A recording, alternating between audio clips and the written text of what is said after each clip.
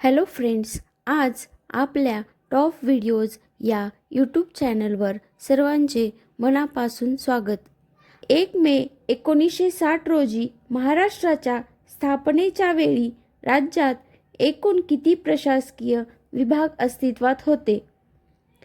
तर ऑप्शन आहेत 6 विभाग, 4 विभाग, 3 विभाग आणि 5 विभाग. तर या प्रश्नाचे उत्तर आहे 4 विभाग. तर आपण हे स्पष्टीकरण सहित पाहून घेऊया. महाराष्ट्र राज्याची स्थापना 1 मे 1960 रोजी झाली. तेव्हा राज्यात केवळ 4 प्रशासकीय विभाग होते. कोकण, पुणे, औरंगाबाद आणि नागपूर. औरंगाबाद हे नाव 1 मे 1960 च्या वेळी होते, त्यामुळे तिथे औरंगाबाद घेतलेले आहे. काही काळानंतर प्रशासकीय सोयीसाठी आणि विकेंद्रीकरणासाठी या विभागांची पुनर्रचना करण्यात आली. सध्या 2025 मध्ये एकूण 6 विभाग आहेत. ते कोणते? कोकण, पुणे, छत्रपती संभाजीनगर, अमरावती, नागपूर, नाशिक इत्यादी. प्रशासकीय बदलांचा इतिहास पाहता 1960 या वर्षी महाराष्ट्रात 26 जिल्हे होते आणि तीच संख्या आता 36 वर पोहोचली आहे. सेकंड, महाराष्ट्रातील सर्वात लांब आणि मोठी नदी कोणती? ज्या नदीला दक्षिण गंगा या नावाने ओळखले जाते. तर याचे पर्याय आहेत कृष्णा नदी, भीमा नदी, तापी नदी आणि गोदावरी नदी. तर याचे उत्तर आहे गोदावरी नदी. गोदावरी नदी ही महाराष्ट्रातील सर्वात लांब नदी आहे आणि तिची एकूण लांबी 1465 किलोमीटर आहे. ही भारतातील लांबी आहे, तर महाराष्ट्रातील लांबी 668 किलोमीटर आहे. आणि गोदावरी नदीलाच दक्षिण गंगा या नावाने ओळखले जाते. ती नाशिक जिल्ह्यातील त्र्यंबकेश्वर म्हणजेच ब्रह्मगिरी टेकड्या येथे उगम पावते. थर्ड, महाराष्ट्रात ऑक्टोबर हीट आणि परतीचा पाऊस कोणत्या काळात पडतो? ऑप्शन्स आहेत जून जुलै, ऑगस्ट ते सप्टेंबर, ऑक्टोबर ते नोव्हेंबर आणि डिसेंबर ते जानेवारी. तर महाराष्ट्रात ऑक्टोबर हीट आणि परतीचा पाऊस हा ऑक्टोबर ते नोव्हेंबर या काळात पडतो. याचे उत्तर आहे ऑप्शन क्रमांक 3. स्पष्टीकरण पाहूया. सप्टेंबर महिन्याच्या शेवटी नैऋत्य मोसमी वारे परत फिरू लागतात आणि ऑक्टोबर आणि नोव्हेंबर महिन्यात आकाश निरभ्र होते आणि आर्द्रता जास्त असते. त्यामुळे तापमान वाढते, ज्यालाच ऑक्टोबर हीट असे म्हणतात. तसेच याच काळात ईशान्येकडून वाहणाऱ्या वाऱ्यांमुळे विदर्भ आणि मराठवाड्यात काही प्रमाणात पाऊस पडतो, ज्याला परतीचा पाऊस किंवा हस्त नक्षत्राचा पाऊस असे म्हणतात.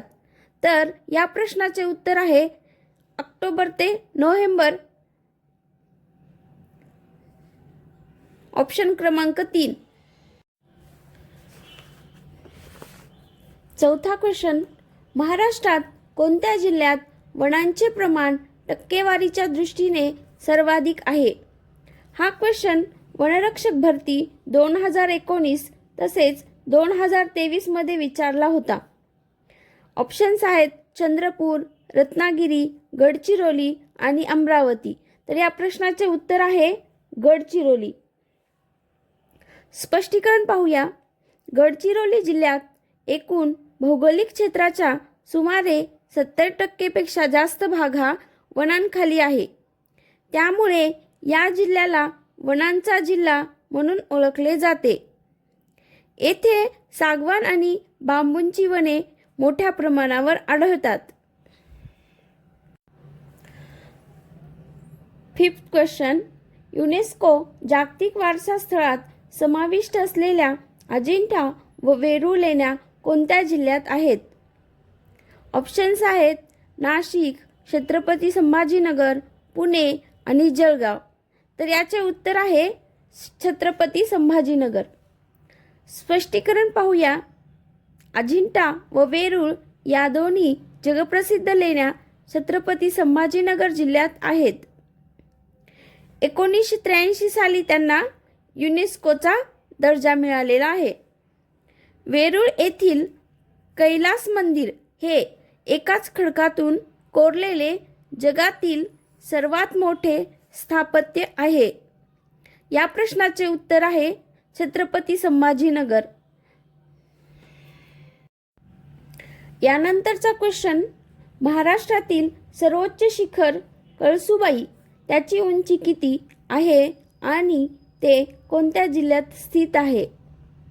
तर या ठिकाणी आपल्याला कळसुबाई शिखराची उंची विचारलेली आहे आणि कोणत्या जिल्ह्यात आहे ते विचारले आहे.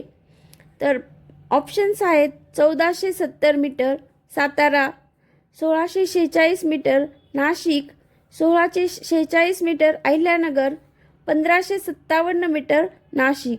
तर याचे उत्तर आहे 1646 मीटर अहिल्यानगर जिल्ह्यामध्ये आहे. स्पष्टीकरण पाहूया काही पॉइंट्स. महाराष्ट्रातील सर्वात उंच शिखर कळसुबाई असून त्याची उंची 1646 मीटर आहे. ते अहिल्यानगर जिल्ह्यात अकोले तालुक्यात स्थित आहे. जरी त्याची सीमा नाशिक जिल्ह्याला लागून आहे, हे शिखर सह्याद्री पर्वतरांगेत येते आणि त्याला महाराष्ट्राचे एव्हरेस्ट म्हणून ओळखले जाते. कळसुबाई शिखराला महाराष्ट्राचे एव्हरेस्ट म्हणून ओळखले जाते. यावरती सुद्धा प्रश्न विचारले जाऊ शकतात. नंतरचा क्वेश्चन, हिंदू हृदय सम्राट बाळासाहेब ठाकरे समृद्धी महामार्ग किती जिल्ह्यातून जातो? हा क्वेश्चन पोलीस भरतीमध्ये 3-4 वेळा विचारला गेलेला आहे. ऑप्शन्स आहेत 8 जिल्हे, 11 जिल्हे, 10 जिल्हे आणि 14 जिल्हे. याचे उत्तर आहे 10 जिल्हे. तर स्पष्टीकरण पाहूया. 701 किलोमीटर लांबीचा हा द्रुतगती मार्ग आहे जो नागपूर ते मुंबई यांना जोडतो. तो प्रत्यक्षरित्या 10 जिल्ह्यातून जातो.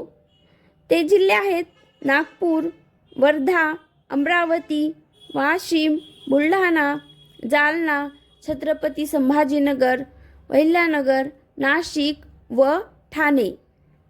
हा महामार्ग विदर्भ आणि मराठवाड्याच्या विकासासाठी गेम चेंजर मानला जातो. नंतरचा क्वेश्चन, 1 ऑगस्ट 2014 रोजी ठाणे जिल्ह्यातून विभाजन होऊन कोणता नवीन 36वा जिल्हा निर्माण झाला? याचे ऑप्शन्स आहेत जालना, पालघर, हिंगोली, सिंधुदुर्ग.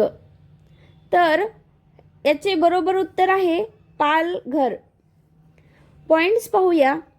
1 ऑगस्ट 2014 रोजी तत्कालीन मुख्यमंत्री पृथ्वीराज चव्हाण यांच्या कार्यकाळात ठाणे जिल्ह्याचे विभाजन करण्यात आले होते आणि त्याच वेळी पालघर हा महाराष्ट्राचा 36वा जिल्हा म्हणून अस्तित्वात आला.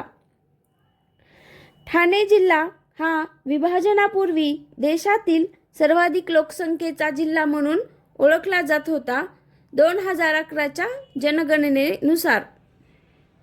याचे उत्तर आहे ऑप्शन क्रमांक 2 पालघर. नंतरचा क्वेश्चन, छत्रपती शिवाजी महाराजांनी स्वराज्याची राजधानी म्हणून कोणत्या किल्ल्याची निवड केली होती?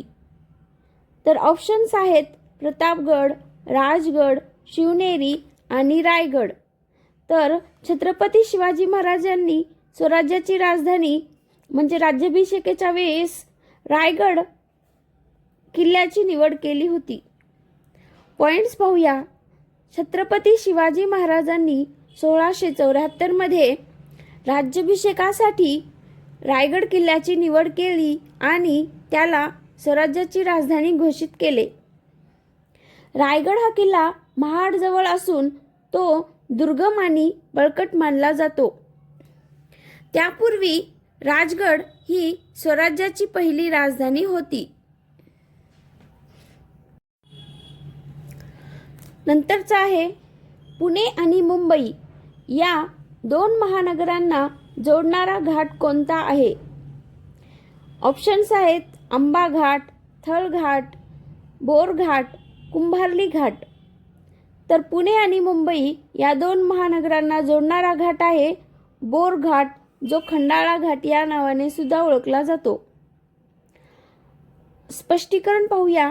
पुणे आणि मुंबई दरम्यानच्या सह्याद्री रांगेत बोर घाट, ज्याला खंडाळा घाट असेही म्हटले जाते, हा घाट राष्ट्रीय महामार्ग 48, जुना NH4 आणि मुंबई पुणे एक्सप्रेसवे तसेच रेल्वे मार्गासाठी महत्त्वाचा घाट आहे. यानंतरचा क्वेश्चन, महाराष्ट्राच्या वायव्येस म्हणजे नॉर्थ वेस्ट कोणत्या राज्याची व केंद्रशासित प्रदेशाची सीमा लागून आहे?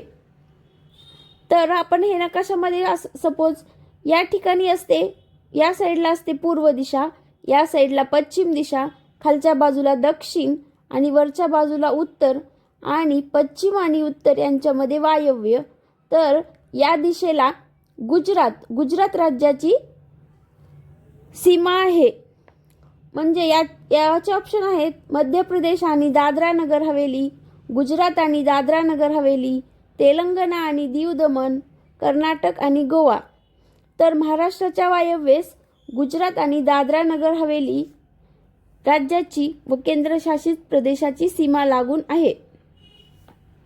भौगोलिक स्थान निश्चितमध्ये दिशा आणि शेजारील राज्य अत्यंत महत्त्वाचे आहे. महाराष्ट्राला एकूण 6 राज्याच्या आणि 1 केंद्रशासित प्रदेशाच्या सीमा भिडलेल्या आहेत. यानंतरचा क्वेश्चन, भारतातील पहिला अणुविद्युत प्रकल्प तारापूर कोणत्या जिल्ह्यात स्थित आहे? याचे पर्याय आहेत रायगड, रत्नागिरी, ठाणे आणि पालघर. तर याचे उत्तर आहे पालघर. पॉइंट्स पाहूया. तारापूर अणुऊर्जा केंद्र हे पालघर जिल्ह्यात पूर्वीचा ठाणे जिल्हा या ठिकाणी स्थित आहे. 1969 मध्ये अमेरिकेच्या सहकार्याने सुरू झालेला हा भारतातील पहिला आणि आशियातील सर्वात मोठा अणुविद्युत प्रकल्प होता.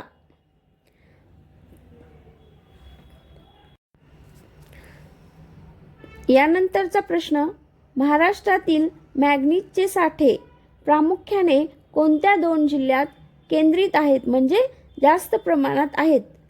हा प्रश्न वनरक्षक भरती 2023 मध्ये विचारण्यात आला आहे. पर्याय आहेत कोल्हापूर आणि सांगली, नागपूर आणि भंडारा, ठाणे आणि पालघर, बीड आणि लातूर. तर याचे बरोबर उत्तर आहे नागपूर आणि भंडारा. स्पष्टीकरण पाहूया. महाराष्ट्राची खनिज संपत्ती प्रामुख्याने पूर्व विदर्भ आणि दक्षिण कोकणात आहे. मॅंगनीज हे लोह पोलाद आवश्यक असते आणि त्याचे साठे नागपूरमध्ये रामटेक आणि सावनेर आणि भंडारा जिल्ह्यात तुमसर या ठिकाणी मोठ्या प्रमाणावर आहेत.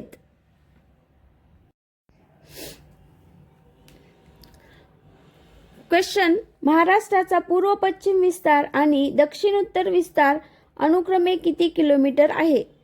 याचे उत्तर आहे 800 किलोमीटर आणि 720 किलोमीटर. तर आपण स्पष्टीकरण पाहूया. महाराष्ट्राचा अक्षवृत्तीय आणि रेखावृत्तीय विस्तार पाहता राज्याचा पूर्व पश्चिम विस्तार सुमारे 800 किलोमीटर एवढा आहे आणि दक्षिण उत्तर विस्तार 720 किलोमीटर आहे. राज्याला आपल्या 720 किलोमीटर लांबीचा समुद्रकिनारा लाभला आहे, जो दक्षिण उत्तर विस्ताराशी मिळता जुळता आहे.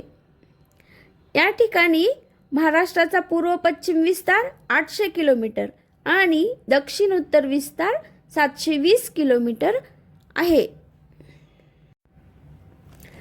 शेवटचा क्वेश्चन, आशियातील सर्वात मोठा पवन ऊर्जा प्रकल्प म्हणून ओळखला जाणारा चाळकेवाडी प्रकल्प कोणत्या जिल्ह्यात आहे? याचे पर्याय आहेत सांगली, अहिल्यानगर, सातारा आणि धुळे. तर उत्तर आहे सातारा या ठिकाणी. पॉइंट्स पाहूया. सातारा जिल्हा हा अपारंपरिक ऊर्जेमध्ये अग्रेसर आहे. सातारा जिल्ह्यातील चाळकेवाडी आणि वनकुसवडे पठारावर पवनचक्क्यांचे मोठे जाळे आहे. त्यामुळे सातारा जिल्ह्याला पवनचक्क्यांचा जिल्हा किंवा पवन ऊर्जेचा जिल्हा म्हणून ओळखले जाते. तर आशियातील सर्वात मोठा पवन ऊर्जा प्रकल्प चाळकेवाडी हा प्रकल्प ओळखला जातो, तो सातारा जिल्ह्यात आहे.